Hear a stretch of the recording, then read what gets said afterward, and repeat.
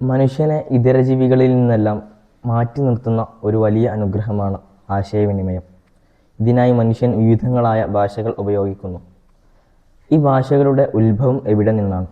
മൻശഉൽ ലുഗാത്ത്, ഇതാണ് നമ്മുടെ ചർച്ചാ വിഷയം. അൽ ഹഖു അന്നൽ ബാഹിഥീന ലം യഗ്ഫറു ഹത്തൽ ഹീൻ ബിശൈഇൻ യുർശിദുഹും ഇലാ മൻശഇൽ ലുഗ വ മബ്ദഇൽ കലാം.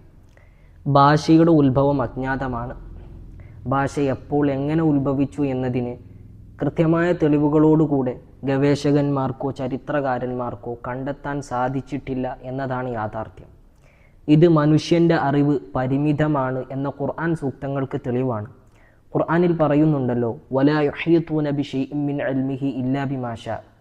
അവൻ്റെ അറിവിൽ നിന്ന് അവൻ ഇച്ഛിച്ചത് മാത്രമേ മനുഷ്യർക്ക് ലഭിക്കുകയുള്ളൂ, അറിയാൻ സാധിക്കുകയുള്ളൂ എന്ന്. അൽ ഇൻസാനു ലാ യൂലദു മുതകല്ലിമ വഇന്നമാ യുഅബ്ബിറു അൻ റഗാബതിഹി വശികായാതിഹി വഹാജാതിഹി ബിഅസ്വാതിൻ ജാമിദത്തിൻ ഫിത്രിയ്യ കമാ തുസവ്വിതുൽ ഹയവാനാതു ബിബഅദിൽ അസ്വാത്തിൽ ഫിത്രിയ്യ. മനുഷ്യർ സംസാരിക്കുന്നവനായിട്ടല്ല ജനിക്കുന്നത്, മറിച്ച് മൃഗങ്ങൾ ചില ജന്മസിദ്ധമായ ശബ്ദങ്ങൾ പുറപ്പെടുവിക്കുന്നത് പോലെ വെറും സ്വാഭാവികമായ ശബ്ദങ്ങളിലൂടെയാണ് അവർ തങ്ങളുടെ ആവശ്യങ്ങളും ആഗ്രഹങ്ങളും പരാതികളും പ്രകടിപ്പിക്കുന്നത്.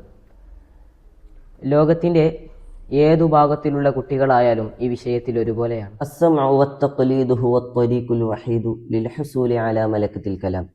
ഭാഷ പഠിക്കുന്നത് കേൾവിയിലൂടെയും അനുകരണത്തിലൂടെയുമാണ്. ഒരു കുട്ടി വളരുമ്പോൾ ചുറ്റുമുള്ള മനുഷ്യരെ കേൾക്കുകയും അവരെ അനുകരിക്കുകയും ചെയ്യുന്നു. അങ്ങനെ അനുകരിച്ചാണ് ഒരു കുട്ടി പടിപടിയായി സംസാരിക്കാൻ പഠിക്കുന്നത്.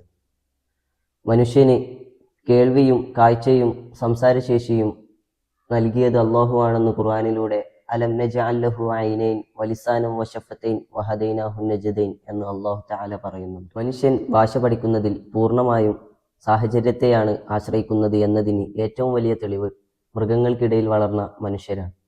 അവർ വളർന്നു വലുതായപ്പോൾ ഭാഷയ്ക്ക് പകരം സിംഹത്തെപ്പോലെ ഗർജിക്കാനും ചെന്നായയെപ്പോലെ ഓരിയിടാനുമാണ് പഠിച്ചത്.